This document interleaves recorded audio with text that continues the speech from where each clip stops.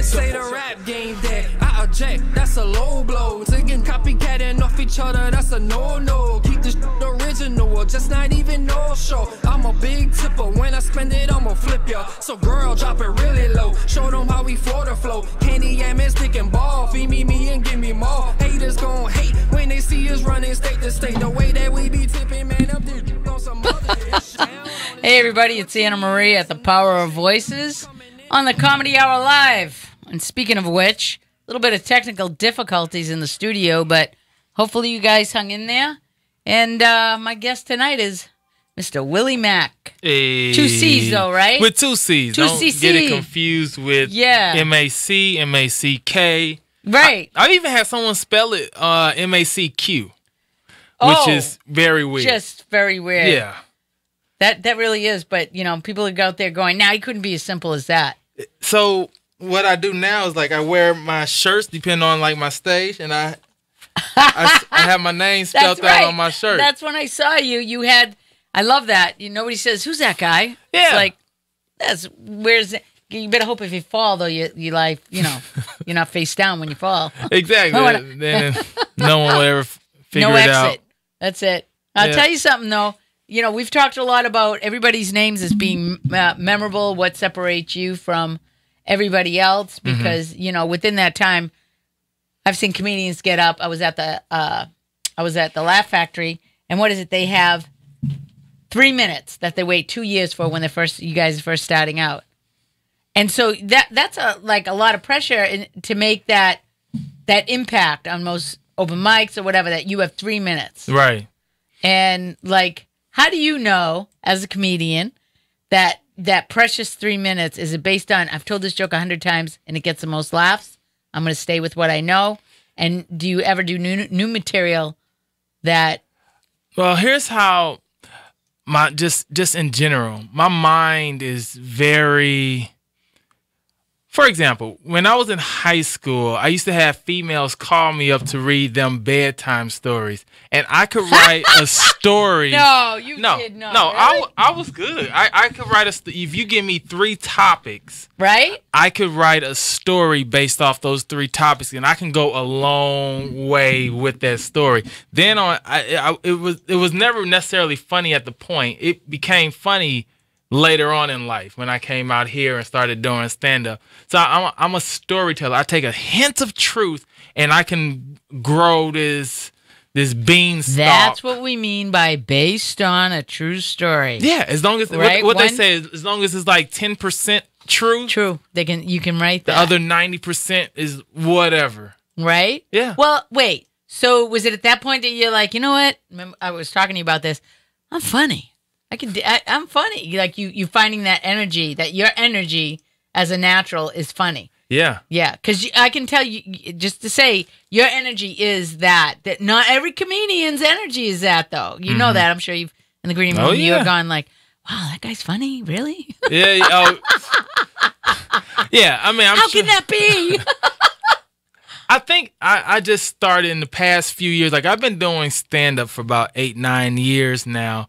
But the thing in maybe the past 3 years, when I finally sort of found my voice, I figured out what makes me me. Because I was listening to too many other folks and trying to imitate their style or write a joke similar to theirs.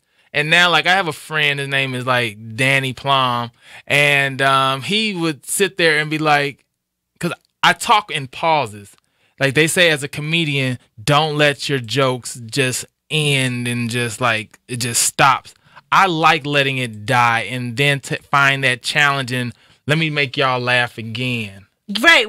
Stephen Wright had that kind of edge about what, because he would say the most bizarre thing and then he'd hang it. Yeah. And then just the most incredible, bizarre finish of it where just, you know, like they say it's a small world.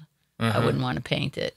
Yeah. Right. You know, I mean, it's just wow. That's true. Right. So being able to find your own voices, it really is hard to, you know, like there's a lot of people you respect that want to give you advice, but you have to take, even at that level, what you can only apply to yourself, and no one knows you better than you. Yeah, it's kind of like when you're cooking in the kitchen and you're not using all the measurements, and you're like, how much salt did you put in? Yeah, I do it by taste. Right. Yeah, right, I take advice by taste. I'm like, okay, I like that idea. That's actually good, but I'm not gonna do it fully that way because that's not me. And it takes a lot, because in this game, especially when you're like as whatever level, people want to keep giving you advice, keep giving. It's like, I can't take that advice, no matter how good it is. I can't do that because I have a certain brand. Right, and knowing what that is, like I've watched when you watch comedians trying to find their voice, and you know, like I've gone to an open mic night where I've said, if I hear one more dick joke, I mean, when as a comedian coming up, if 5 people in front of you have done dick jokes, you need to change it up. Yeah, right? That's true. Up, you know. So let me ask you, what is it about the dick joke? Because if they tell a person to tell something that's true to them, maybe that dick joke is just true to them. Right. But it's like hearing I'm dating in LA. Like, everybody's dating in LA. Does that mean, okay, I've heard so many people have talked about dating in LA, let me not do it? Or would you just go a different route with it? Yeah. I would really, really have to say, you know, because it's from the audience perspective, it's like, what energy you bring. I've seen enough comedians to know, like, I get the different styles of joke telling. But there's some comedians that have an energy and a way of telling a joke. Yeah, but 5, 6 dick jokes in a row. It's challenge me. Now, I watched a guy get up, and you know how that saying is, when is it too far? And this guy was up, and he was ripping white people like you can't believe, it was like, he went into like, it's a shame that they didn't finish the Armenian genocide or something. I mean, he was like, but no one else, he was getting laughs. And I mean, I'm like, nobody else could get away with that, what that man is saying up on stage. It was like, it was brilliant, but nobody else could do what he did. And he knew that. That's the genius of a good comedian, comic. You know? No, I was that's like, true. Whoa. And I said that to him. I said, dude, you boldly went where very few comedians will ever go. Because what makes a good comic to you? I like the unexpected, what do they call it? Set up punch. When you get that brilliant, where you actually, it's hysterical because they're animated when they tell the joke. They actually have an ability to bring a character to life. I love those type of storytellers. And talk about experiences with this energy that you get caught up in their energy. Okay, and then you have that punch that it's just so relatable. Yeah. I love that.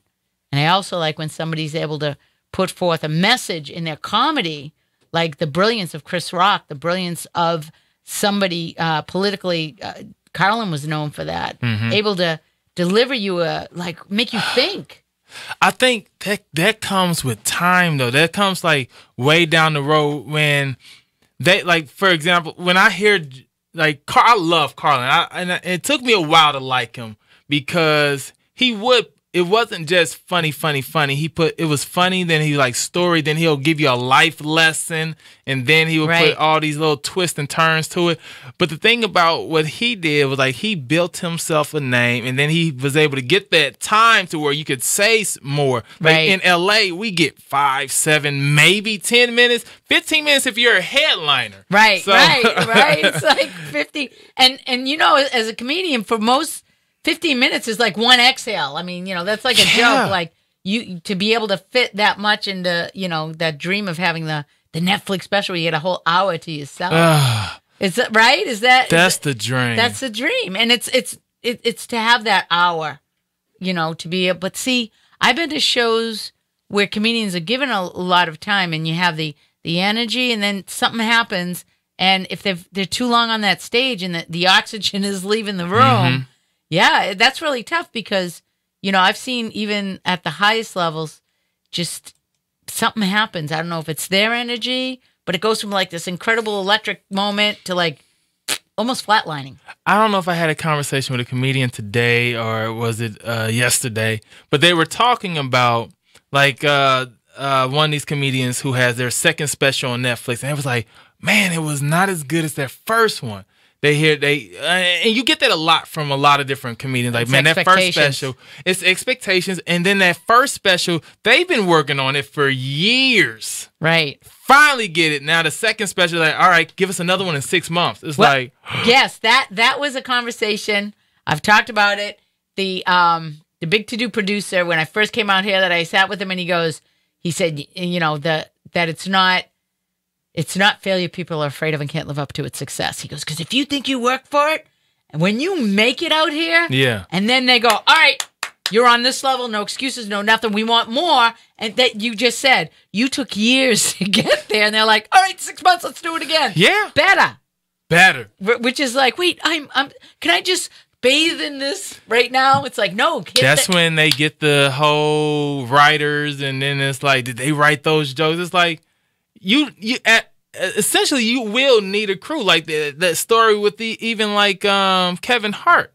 They helped him write that first special, and Kevin was like, hey, let me blow up, and I'm gonna bring y'all along with me. Smart man. I know. So because he knew who his team was. Yeah. And I really do believe that, like, the other side of being out here and accumulating your stage time and building relationships. Because oh my goodness. That's when you know, I really do mean that, like the people that you want on your team. You observe the greatness in others, but you also observe the fact that they're not that person competing with you. Mm-hmm. They're focused on what they're doing. I love those people. The guy that's going, hey, what the fuck is your bad? Should have been me.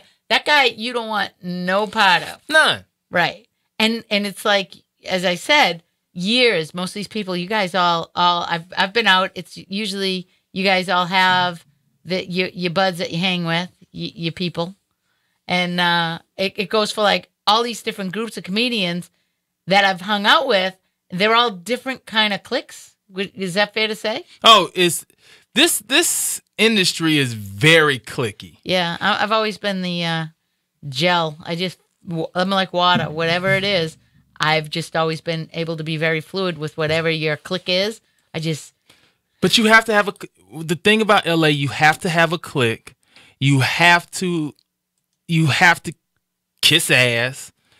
And when I say have to, okay, I'm being extreme right now, but it is because one, you will lose your mind out here. Yeah, it's a very who's the hottest person, and not just like figuratively speaking, but just literally, like they say women only have until they're 30 years old, then they're gone. And like I was talking to a girl the other day, she's like, oh my goodness, I'm 31 now. I'm no good. And I'm like, are you serious? Actually, it's better as a woman gets older because, and I'm gonna speak from what I know, because when they get older, they feel less pretty, they feel less confident, and so they drop out. So it turns into like a triangle when everybody's doing it to less people doing it. So the competition gets less the older you get. Yeah.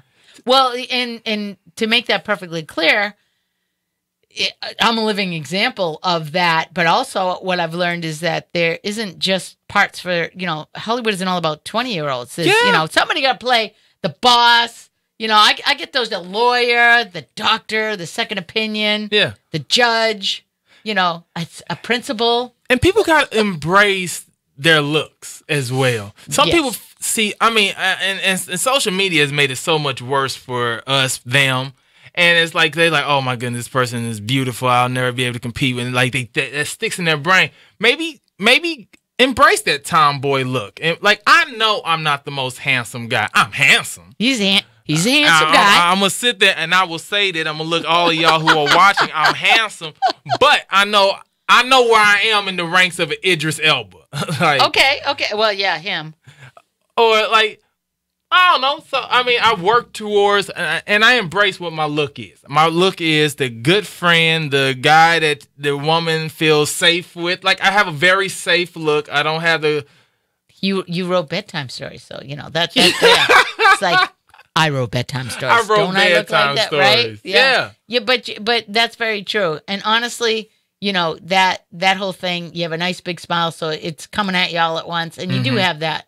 There's a lot to be said about knowing, and talking with actors, they're like, knowing where would you fit in? Like, if there's a billion auditions that are put up. Yeah. And if you try and chase, there's an old saying about that. You said, my friend said, chase every dog that chases every squirrel goes hungry, something like that. But seriously, you got to know where your niche is and what you're most likely, because doesn't it save time? And then there's the guys like, I go to every single audition. And I'm like, yeah, well, that's great. What's your ratio? What's your closing ratio with that? Mm-hmm. I've changed my thing up. Like I book a decent amount of commercials. That's my game. I'm a commercial lucky guy. Bastard.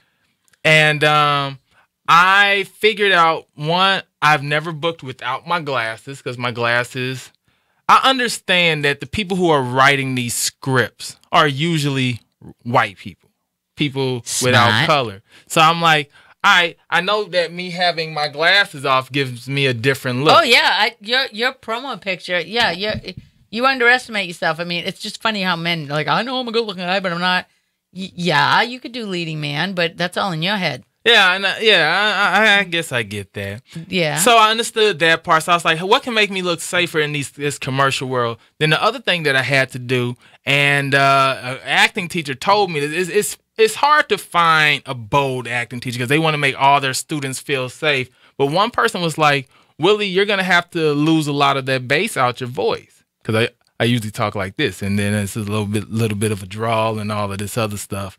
And he was like, the people who are writing these scripts are white. So you're going to have to sound like how they think they sound in their head. I was just thinking that. You did that real good because, you got almost like that white edge in your voice. Yeah, so I learned to speed up my talk. I took a little bit of the bass out, and now it's like, oh, he sounds like a cool guy that we want to hang out with.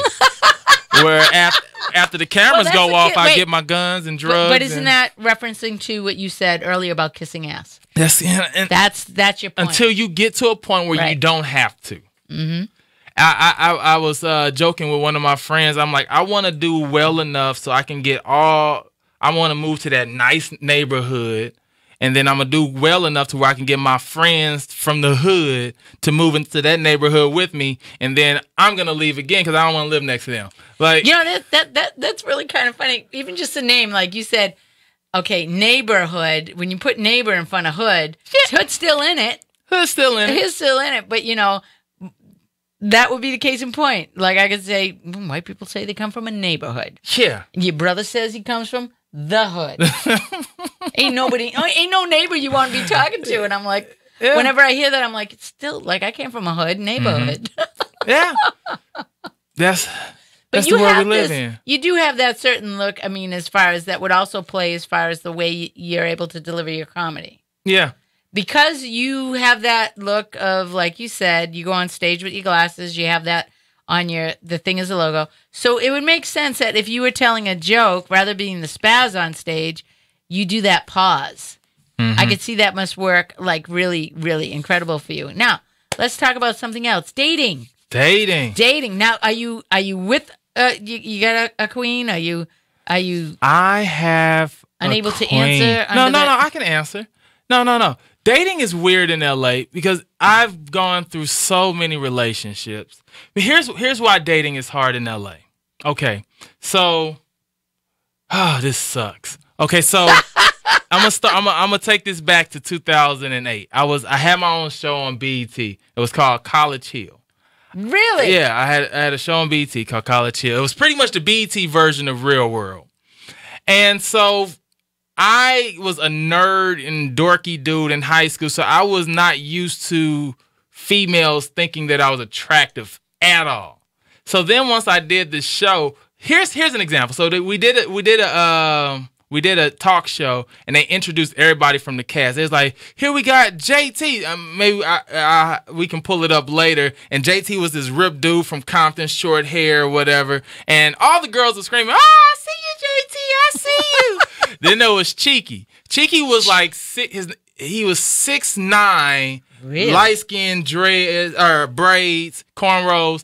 And he had that thick Caribbean accent. Hey, the girls, my name is Cheeky. And the girls like, oh, I see you, Cheeky, I see you. Then there was Drake. Dre he looked like there's this singer named Sean Paul, and he looked like him. He was okay, he's a Caribbean singer, light skin, long braids or whatever, and he had the accent too. He's like, hey girls, I'm Dre, and they was like Dre. Then there was like Willie Mack. Now if you ever look up an old picture of me on College Hill, I had this really big afro. Okay. And I was the country bumpkin of the group. And it's like, and here's Willie Mack. They booed me. No! They booed. They were like, boo. Show business is not for the weak of heart.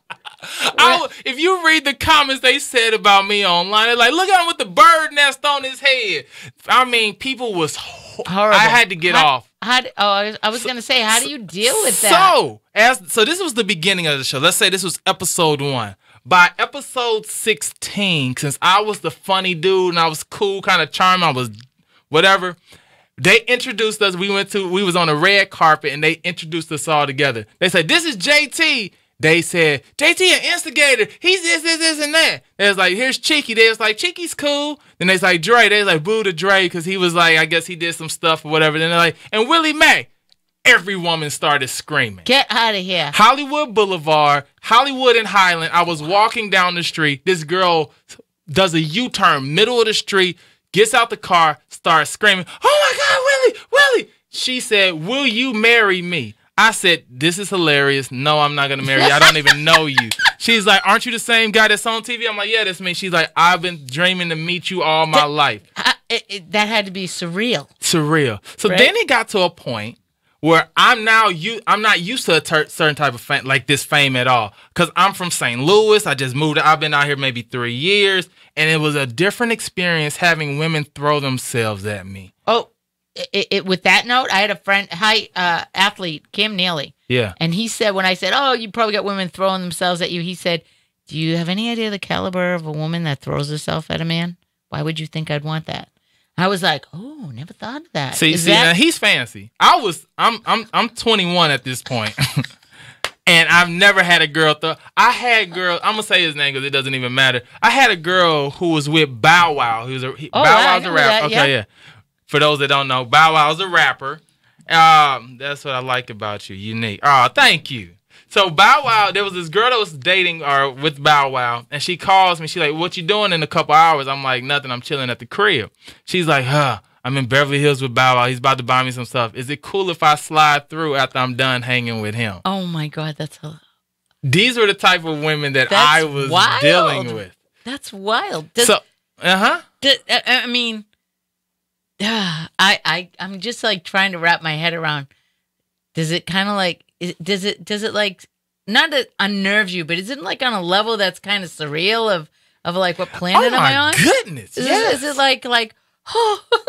It was very much so. Here's what kind of, let's see if any of y'all remember this that's watching, remember these episodes. So the third to last episode, I had sex with a girl on the show. It was a big deal because no one wanted to deal with me because I was so goofy. Like the girls would say it in their interviews. They were like, Willie's cute, but he's so goofy, I can never find myself serious with him. So it was an episode, I finally have sex with a girl that was on the island, and the bed breaks. So when the bed breaks, at this time it was MySpace, and my MySpace feed just blew up with all these women like, break my bed, Willie, break my... Oh, my... So from there, I lose all that fame. Years have gone by. I got into a relationship, and it was awful, and I should not have got into it. But I regret it. She told me when she broke up with me in 2008. She told me, she's like, I miss dating. No, she broke up with me in 2011. She's like, I miss dating ballers because she thought she was all this, and then so she broke up with me because, like I said, I lost my money. For those that didn't know, we did not get paid to be on College Hill. They made millions. Our season was so popular. They did 7 seasons of College Hill. We were season 4 in the Virgin Islands. Our season was the only season to play on MTV, VH1, because we were just that good. Wow. Our season was just that crazy. And again, was it the way the contracts were drawn up? Yeah. You know what? if kiddies out there, I have a friend of mine. She does contracts for a lot of the big names, Kiss, Aerosmith, Coldplay, whatever. And she handles the contracts. And she said to me, "You wouldn't believe how many performers get sucked in because it's you can't read the writing. Right. You can't understand the writing." And that's why she said the best thing you can do is to have legal representation, because she said so many of your story. Here's why it's hard for people like us, or especially in that type of situation. Now, you got these names like Kiss or Aerosmith. They're wanted. These are stars. Even before they were stars, let's say they were putting out their first single, they were wanted. Now, we want the show. If we like, oh, we don't like what the contract says. Oh, you don't? Get Willie out of here. We can go ahead and bring this person 20,000 other people waiting to fill your shoes. Filling the weight to fill, Right. fill those shoes. Right. But now if they was like, oh, this is the Willie Mack show. I was like, all right, here's your contract. I don't like any of these numbers. Well, this is it. Well, we out of here. Okay, wait, Willie, let's re-talk about it and all this other stuff. So you got to know, oh, wow. Because actually one of the comedians said that. Shang made a comment saying that, yeah, you know, I've been on BET, and when people say, oh, man, you're balling, you get this, he goes, what they do is they pay a fee, and that's it, you know, and then they run that show, and they're making all kinds of, you don't get residuals. Nothing. You're getting, and you know, like I understand that you get exposure. He said, you know, you do get exposure, and you get a better, you know, you can go book a club with that, you know, in your pocket, as seen on and what have you. But that's been going on since the beginning of time in the industry. Yeah. I mean, you got to remember during the time where, like Chuck Berry's story. I mean, there's so many Motown. When Motown was putting out all that music, there was a lot of people that didn't get paid what everybody was collecting off of them. Real quick, let me ask you this: is this the call-in number? This 424-277-9461. Is that what it is? Yeah, I have to get my engineer back here. Oh well, I'm gonna let them call in. Yeah, I'm gonna tell them if you all want to. That's really funny. Yeah, it's to put that up there. What had happened was they rebooted the system, and everything got lost. So that's why it took a little bit for the show to start, and also it came up another show. But yeah, man, have them call in. Those your fans? Yeah, I call them people that my fans. I follow my own fans, so I'm at a point where like I'm fans of them if they're fans of me. So yeah, but you know that in saying that, it's like you've experienced on that level, okay? And it is, if you had any advice to anybody, because I've been told that can be really overwhelming for some people. It was adjust. For a lot of. I know folks that it ruins folks, and I don't understand that. They hate being so exposed. When you become famous, people that know shit about you get paid to put it into print. So I remember Steven Tyler, when my brother was working for him, he sat down and he said, you know, being famous, he says, I can't walk alone in public. He said, you know, my kids, you know, I worry about, you know, you got whack jobs out there. And he said a lot of things change. The shooting at Lennon changed a lot of them were kind of like, holy I've had shit. Females threaten to leak, like, this is back in the day when I did do this. I don't do it anymore. Send dick pics. And they was like, I'm going to leak your dick pic. And I'm like, please do. Please do. Like, I worked hard on the angle and just enough. And it took at least 20 of those to get that one. And don't forget, we didn't have filters back then. Yeah. Otherwise, it would have came with some little ears on it. Maybe I would have used the kitty cat mojo thing. Yeah, man. I mean, that saves me so much time. And I still would stress. love to have that, like a whole site, you know, Dicks Are Us, and just pick a dick. And pick a dick. And have all the filters, you know, that I mean, at least dress your dick up if you want to send it on a dick pic. I mean, you think about all the things you could do with that, right? Yeah. This is like, would you like to add a frame to that? Maybe a catchy patriotic saying? But I got a lot of females that send me nude pics back in the day as well. And some of them that should never be seen naked. Oh, God. When you open it up, I bet you said that. Oh, but God. at the same time, people that's even, hey, look, Willie Mack was at a point. I stupidly said my name in third person. I've been with the video chicks that Bow Wow was with and all these other celebrities to women who were well over 300 some pounds. And it's like, Willie, really? Willie, you're an equal opportunity. And I like that about you. Yes. Yes. Yes. It's so funny because women go crazy trying to do all kinds of things to themselves to make themselves attractive. And I'm like, unless you're a Minute Maid, let's face it, honestly, what you look like without all that is just as impressive to a man. Okay, it is. I know a lot of men that'll be like, yeah, she look good now, and you get beer goggles on top of that. But once you start stripping away, like honestly, some of the things, why do women put themselves through that? And I would find there has to be so much humor in that as a comedian. I mean, did you find the humor in the ridiculousness of what people think are actually, like, are men that, I don't know, are men that retarded? No. I don't think that women actually have bought into the idea that, that there's makeup tutorials where, after you spend an hour putting on God knows what, it's like, she was Asian, but now she's a small Mexican you put this on and Oh, I'm working on this joke because women have given me so much material? Where it's talking about the way I've looked up the do's and don'ts of contouring makeup. And I've watched so many tutorials so I can write this joke.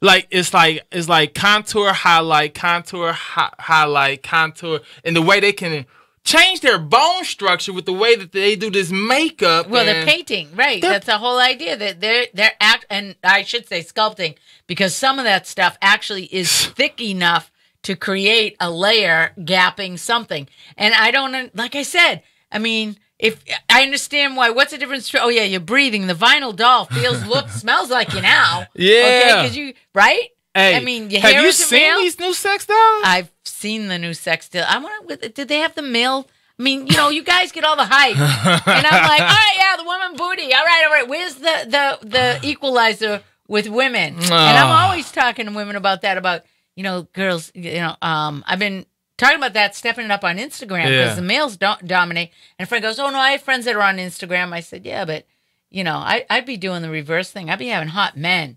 I'd be playing that role, right?" Let me ask that: would y'all, if whether in secret or out loud, would you all mess with a sex doll? Because someone said they're calling pickup. I don't know how to pick up. Hold on. We're gonna pick that up. Wait. I don't know how to pick it up yet. Okay. I'm gonna be honest with you. I would sleep with a sex doll. I would. I wouldn't brag about it. I wouldn't tell any of you all. I wouldn't be like, "Hey, guess what I did last night?" No. But I seen this one. It was like a black sex doll. Hey. Does she have to purr like a cat? I wonder if you could, get that kid. No, we don't. We the guys wouldn't want to hear the noise. You don't need the noise. Even though the noise does turn some guys on. Was there somebody on the phone? You don't want don't want it to be too realistic. Okay. You can call now. If y'all was call going in, to call, I got my boy guy. Give us a call. Catfish. What's up, sir? That's pretty cool.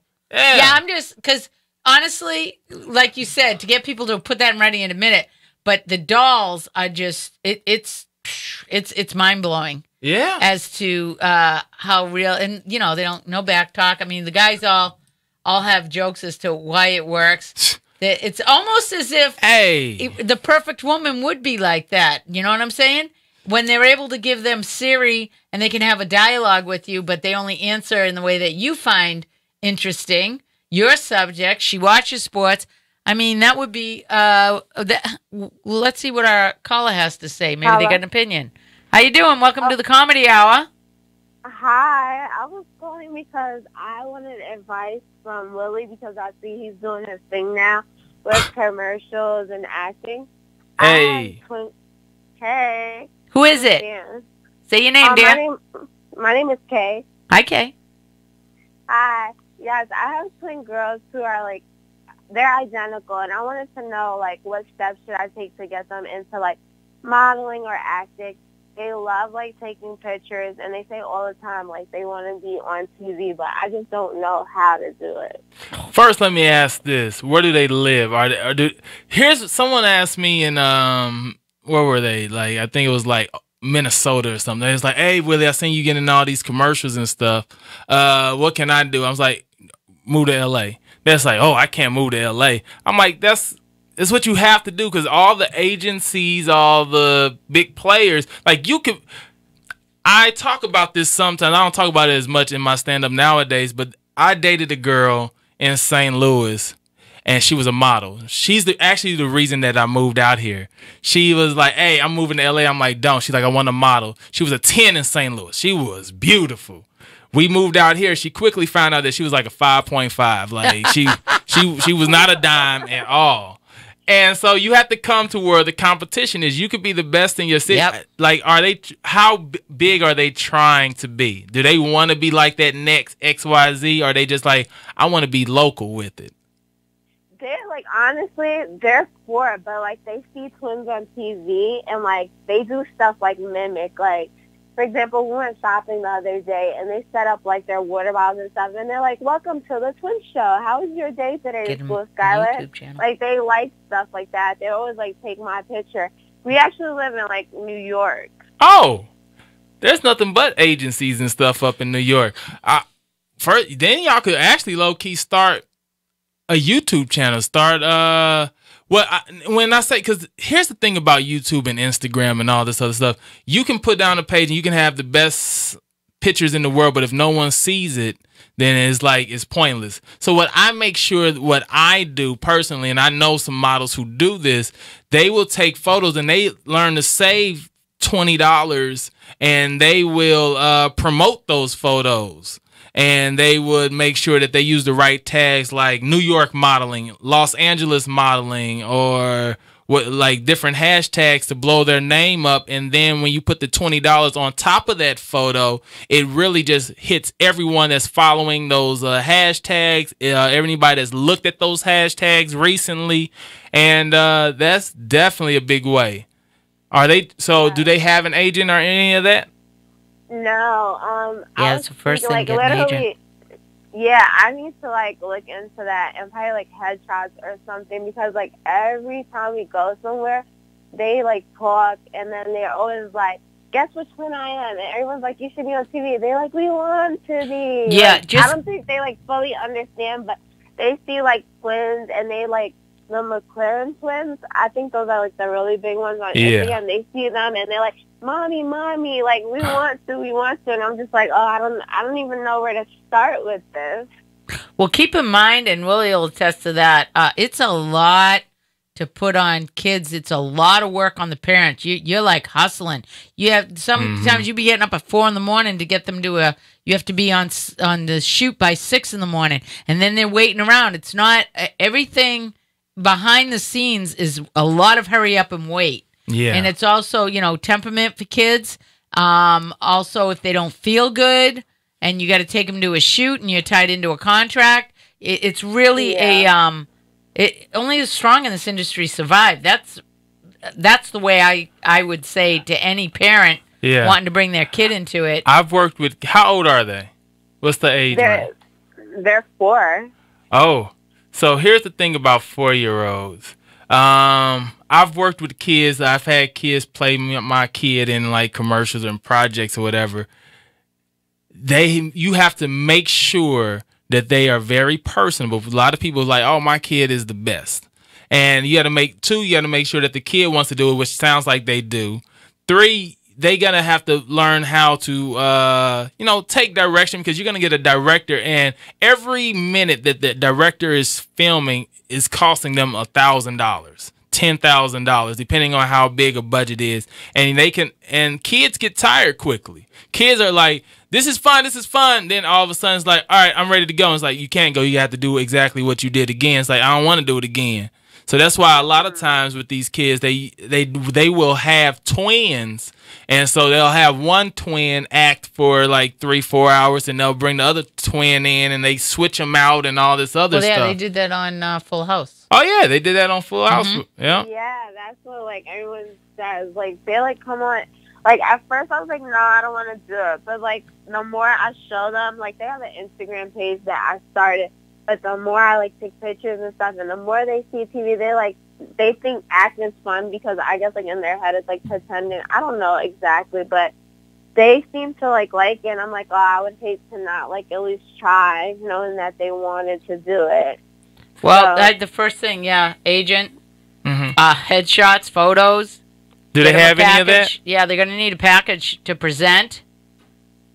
No, that's something I have to work on. Like, I literally have sat with their dad this week and was like, yeah, I want to figure out how to do it. And then when I seen she say any questions, any advice, I'm like, well, this is my opportunity. Maybe he could, like, point me in the right direction, like, where to start, like, what are the steps, you know? Yeah, I would, there's a lot of, there's a bookstore. This is in L.A., though.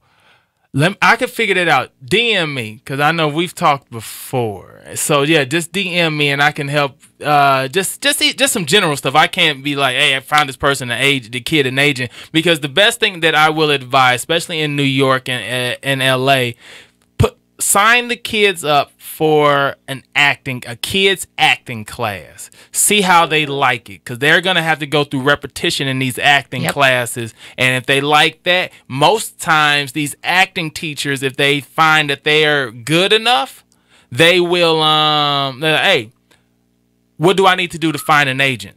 So look up in New York, kid acting classes. Make sure you Yelp review them, because there's so many of them out there, and a lot of them are scams. Like, I got scammed the first time I came out here, and this is just between us that's listening. So but I'm from St. Louis, and I was a grown man. I was maybe like 19, so it really wasn't grown. I got scammed out of $450 by some dude that took my headshots, and they were black and white headshots. I'll post this later.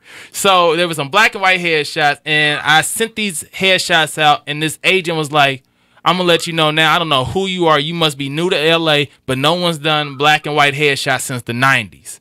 I said, what? Now, I, being who I was then, I'm not this person now. I went back and robbed that person for all their money and equipment, but that's a different story. I had a St. Louis mentality, all right? That's from the hood. Yeah, I'm from the hood, not the neighborhood. Not the neighborhood. What part of St. Louis? Ferguson. I know exactly. Oh yeah, that's home for me. Oh, word? Oh man. Magic. Yeah. KATZ. Hey. You don't hear that radio? Talk about taking bass out of your voice. Huh. Oh, okay. I'm sorry about that. So yes. So if that helps, hopefully that helped you some. But yeah, like I said, DM me, and I could probably give you a little bit more direct answer. Okay. Cool. Thank you so much. Yeah, you're welcome. Thank you, darling. Thank you, Kay. And keep going, Lily. You got talent. Thank you so much. Thank you. You're welcome. Have a good night. All right, bye. That's awesome. Yeah. Did you want to play some clips? Yeah, I'd like to play a clip. I want to see what you do, man. Stand up. And it could be the stand up or the act is real. The stand up, yeah, try it out. Let's do it. I mean, tilt that. I get a look at it.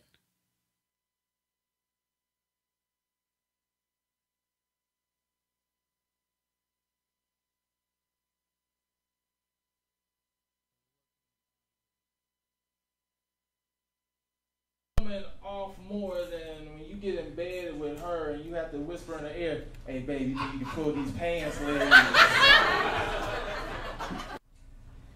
King, this is my last year wearing fucking skinny jeans, man. Women, y'all gotta stop giving us sex. And this shit's awful, man. Like, there's nothing that turns a woman off more than when you get in bed with her and you have to whisper in her ear, hey baby, you need to pull these pants legs over the bottom of my heel.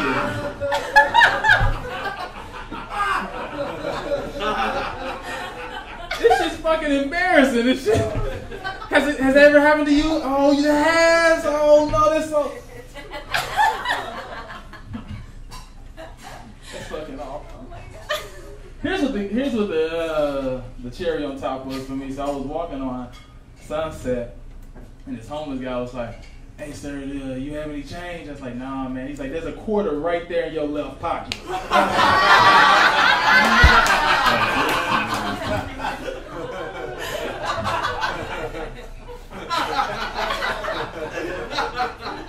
I'm just trying to look cool, man. This is what it's all about. That's what I'm trying to do. Like, I haven't worn this jacket in almost 9 years, and I found it in the back of my closet, and I decided to wear it. Here's how long ago I worn this jacket. So I reached in my pocket, and I found my old phone. And by old phone, right? I found my old sidekick in my fucking pocket, yo. That's my life right now. Wearing glasses. Hate this shit, but the shit makes me look safe. It does. Glasses make me look safe. I know what this does for... Like, I'm going to give y'all the perfect example. I'm going to take my glasses off and look at y'all like this.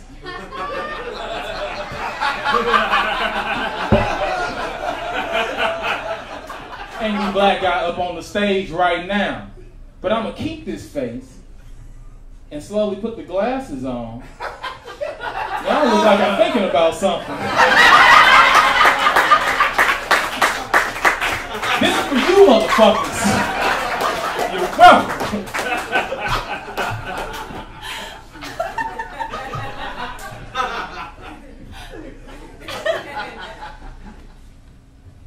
This is my life, man. I have 2 kids. One of them...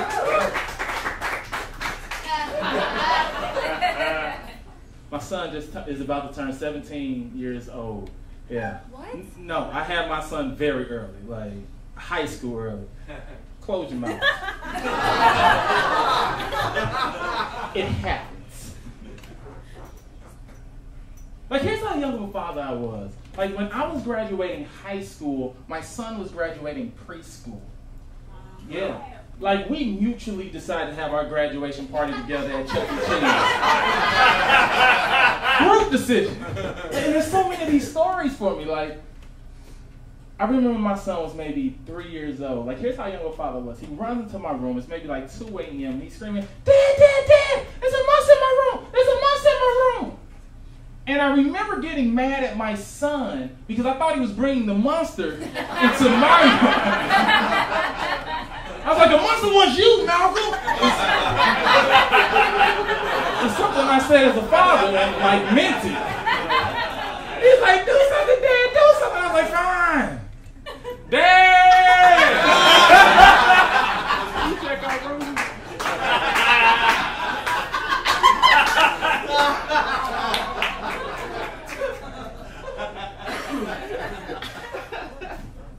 Let me explain to you all what happens when you have a kid that's under 18. So your parents have to pay the child support until you turn 18 and you have to pay child support yourself. And I was raised by my dad. So my dad had to go to court to pay child support on his grandchild. And like, my dad, I know King don't say it, but my dad's a nigga, alright? So his defense to the judge was, "But I ain't have sex with her at all, Your Honor." I was like, that is not a defense, Dad, at all. What?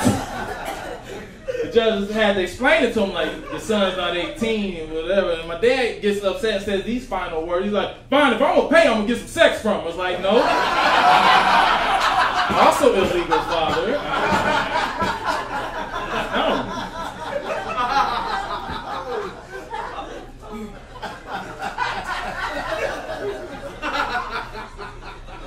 Alright, stop laughing so I can go on.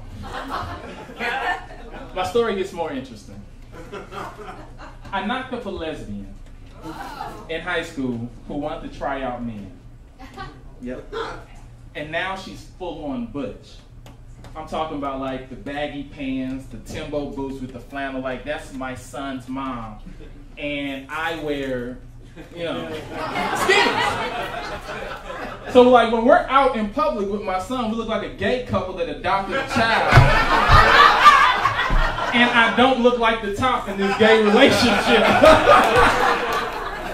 I'm getting the business.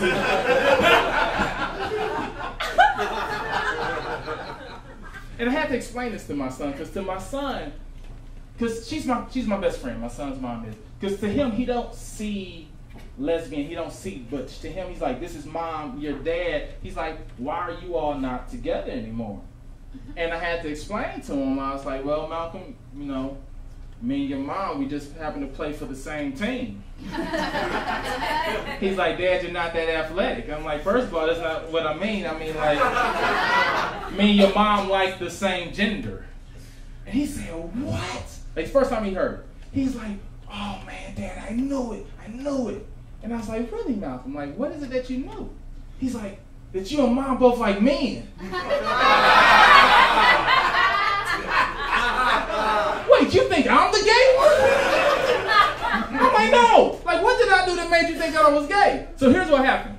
So my son, who follows me on Facebook, a few years ago, my stupid ass thought the eggplant emoji stood for eggplant. So I wrote a post on it that said, I had eggplant for the first time last night and really enjoyed it. I can't wait to go home and get some more eggplant. So my son in his head reads, I had dick for the first time last night and really enjoyed it. I can't wait to go home and get some more dick. Like, and then he liked the status. Like, hey, you all have been great. I'm really mad. Seriously, that's some funny stuff there. Yeah, that is true, right? Yeah, that's your truth. That's my truth. It's a bit of truth. Of course, I stretched it out a little bit more and all this other stuff. But my son really did ask me about me and his mom. And she really is. And my son's mom. Out. Yeah, my son's mom is a lesbian. That's so just. And yeah, so I'm a lesbian as well.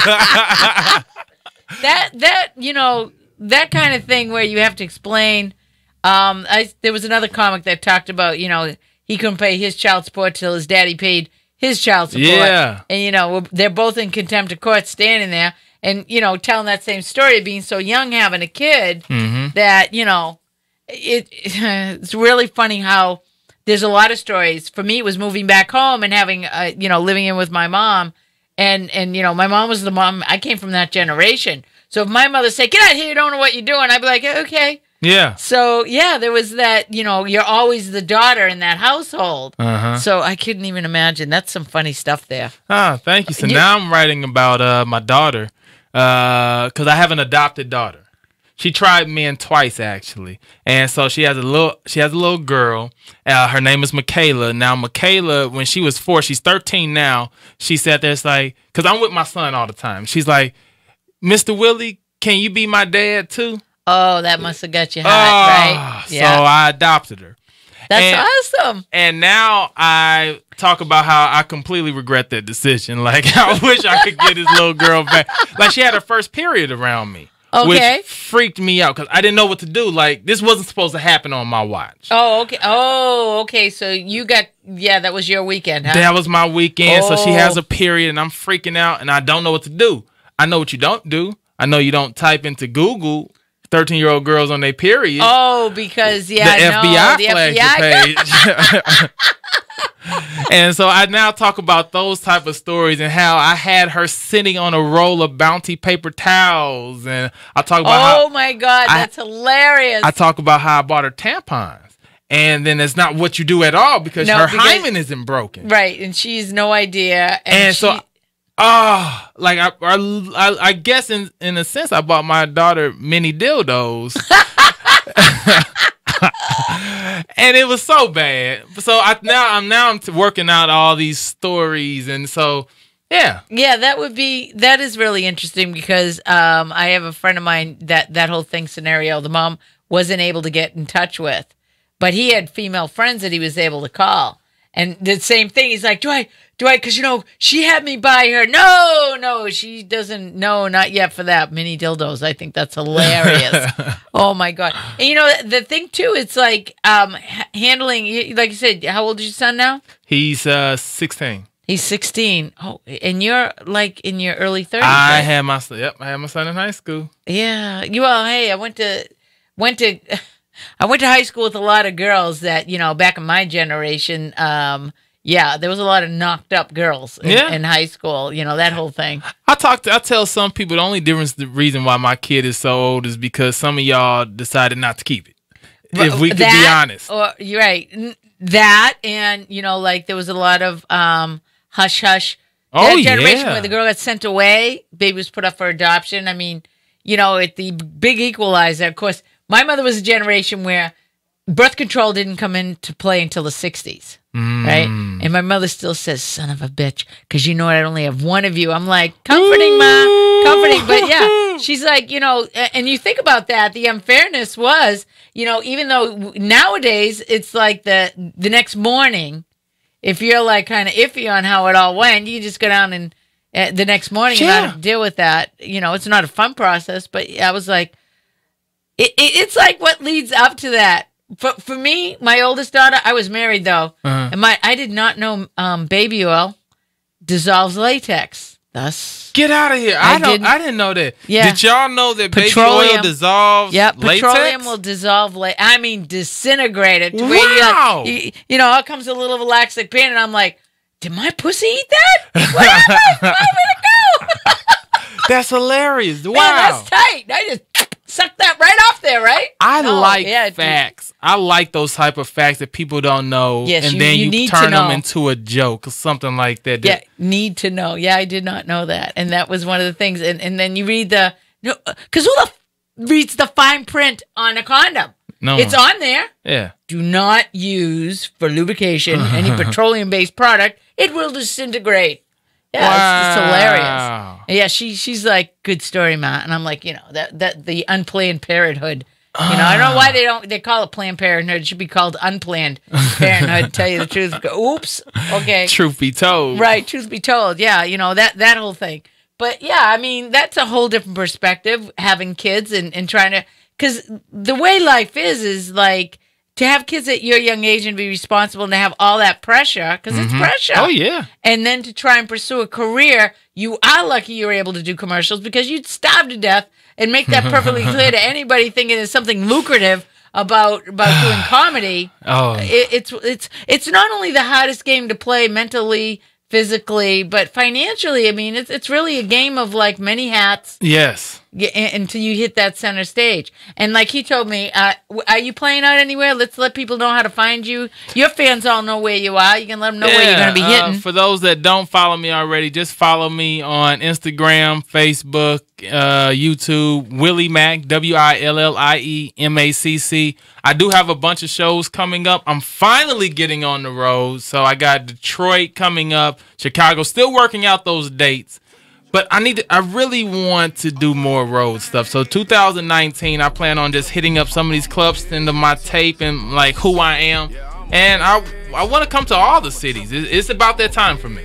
I like that. I'm so glad you came on my show. Yo, hey, this has been awesome. Thank you so much. Hey, and tell your fans, tune into the show. You guys, every Tuesday night, I switch up a comedian, give you the ability, look at my girls hanging out, give you the ability to call in, talk to them, have a good time. Check us out every Tuesday, 9 o'clock, The Power of Voices Live. Take us out, and I'll see you out there. All right, y'all. Thanks for watching. Make a job disappear. I look the part, yeah, I look debonair.